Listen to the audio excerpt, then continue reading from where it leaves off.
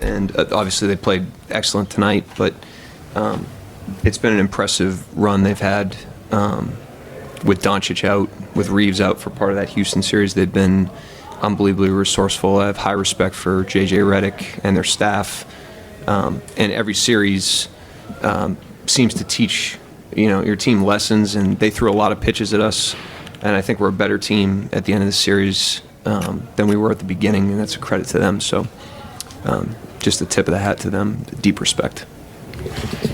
Go ahead, Tim.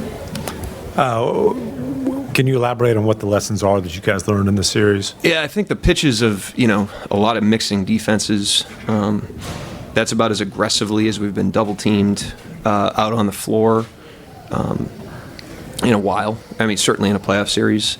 It was similar to like Denver playing that much zone in a playoff series a year ago. And it really had us having to sharpen our attacks, but I thought we did a great job of that. I thought tonight, down the stretch, we had some big-time plays out of those traps. We had a dunk for Chet. We had another one, the go-ahead basket for Chet. AJ had a wide-open three. There was a great attack. I just thought we showed great, execution of that. So I think we're a lot better in that area than we were coming into the series. Mark, Shea and Chet kind of took you home late. That first 6 minutes of the fourth quarter, I think 13 of your 15 points came from the two second-year guys, AJ and Jared. What did you make of that stretch of the game?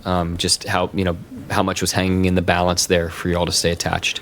Yeah, big-time shot making by those guys, and I thought Caruso's shots in the first quarter really kept us afloat at a time where we weren't great. So it always helps. I thought the team, we didn't play great tonight. It's probably our worst execution game of the playoffs. But when you're down by 3, it doesn't matter how you got there. When you're tied with 5 to go or whatever, it doesn't matter how you got there. You just got to be present and play out the rest of the game with your best punch. And I thought we did a nice job of that tonight. I thought the last 6 minutes of the game was our best 6 minutes, save for the beginning of the second quarter. We kind of put everything else behind us and went in and got the game. Mark, assuming my math is right, you guys are the 14th team since 1980 to sweep the first 2 rounds of a playoff run. What's sort of been most difficult about closing both these teams out in 4 games flat? Winning 8 playoff games is really hard. Winning a playoff game is really hard. It requires unbelievable effort and focus and execution and connectedness. And we've been very, very good. I thought, like I said tonight, I thought we had more lapses tonight than we had in previous games.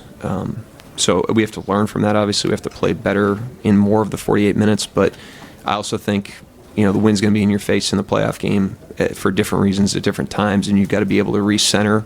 And I thought we did that exceptionally well tonight. Yeah, just a quick second one. I don't know if you know this, but I think LeBron is like 3 months older than you, and yet in this series you have to scheme for him. Like on 1A, you still have to limit him the same way. I guess, did he add any perspective to what you guys are doing, and can you just describe the challenge of still having to scheme against that guy? Yeah, I said before the series, what he's doing at this stage of his career is remarkable. Just the fact that he's playing at this stage of his career is remarkable. The level he's able to get to at this stage is unbelievable. And he is a guy that, similar to what I said about the team collectively, it's like if you make a mistake on him, he's going to make you pay for it. And it actually helps you improve. Like you're a better team. He's like developing your team because any crack, he's going to find it. And, he's not the only player. We've played against the great players in a playoff series do that to you. They sharpen your blade. But the fact that he can do it at this stage of his career, even just the first 5 minutes of game 1, was a great model for how you start a series, And so I just have the deepest respect for him, obviously. His career speaks for itself. But being up close and competing against him was a privilege. And like I said, deep respect for him and the rest of the team. Shea's still been able to be impactful this whole series, even when he wasn't putting up his usual point totals. But tonight it looked more like the average in that department. Just can you kind of speak to what this game says about his persistence, his problem solving? Yeah, and I think the counting stats can get in the way of recognizing that there's different ways to have heavy impact. And let's talk about the double teams. It's like we offensive rebounded early in the series way more than we normally do. A lot of that has to do with them being off our body.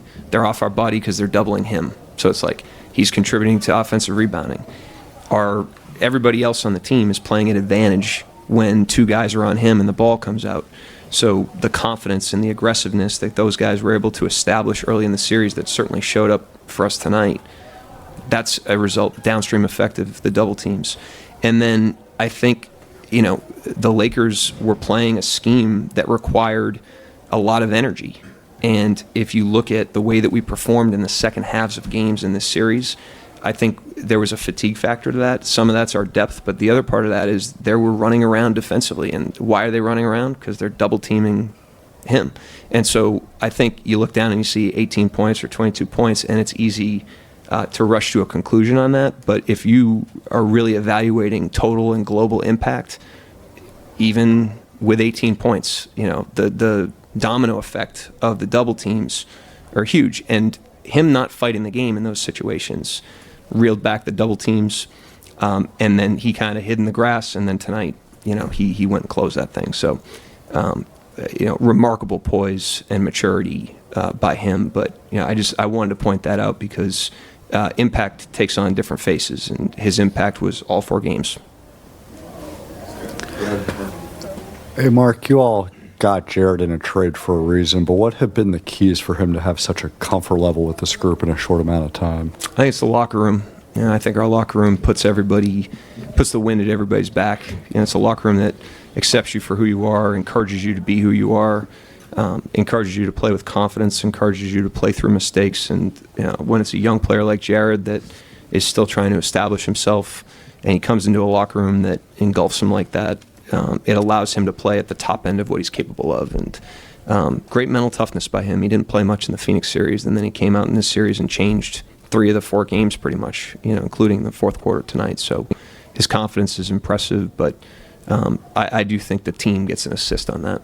Speaking of McCain, your guys' overall three-point versatility, you have guys who can shoot it off the dribble, guys off the catch, off movement, off DHOs.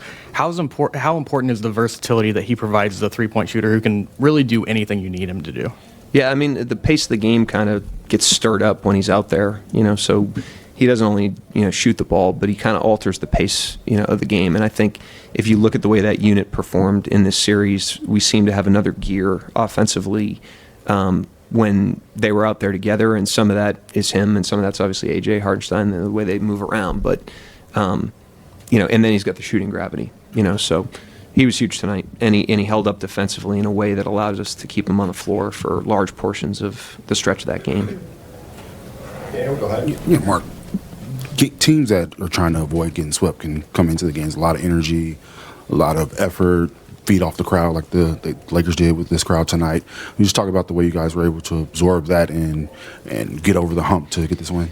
Yeah, I mean, they won more of the minutes tonight than we did, and that hadn't been the case in the first 3 games of the series. But they outplayed us for the majority of that game, and we won some critical stretches to start the second quarter. Certainly was one of them. Start of the third was another, and then the stretch was another. But we knew, this is a team that's a really good team with prideful players. We did not expect them to give us an unearned win. We had to earn it. We didn't play as well as we could have, but we still went and earned it, and that's because they made us do that. Yeah, Coach, what does it say just overall about this team that a team in the playoffs can put together a game plan against the MVP of this league, and for the exception of a few minutes in each game, you guys controlled every game throughout the series? I think for the most part, our defensive execution was really, really good. We made them earn everything. Tonight that wasn't quite as good, but for the series as a whole. And then offensively, I thought we played really unselfish basketball throughout the series. Even when we were a little bit clunky tonight, I thought it was more of a focus thing tonight, but the intentions were still very team-oriented, and I think that has great power. And we're going to need that moving forward. Obviously, it just continues to get harder and harder as you move through this thing. But, yeah, I thought that was exceptional in this series.